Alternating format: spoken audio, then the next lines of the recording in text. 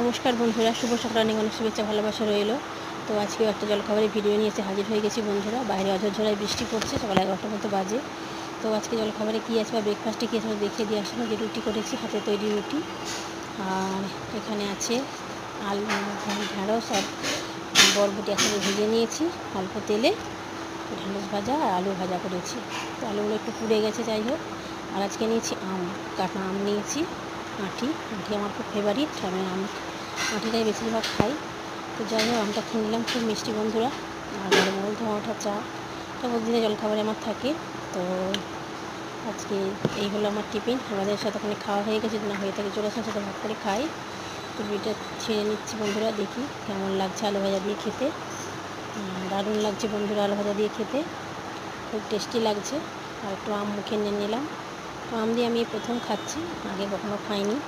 যাই হোক, খুবই ভালো লাগলো বন্ধুরা। তো আজকে এই পর্যন্তই। সকালে ভালো থাকবেন, সবাই থাকবেন, টাটা।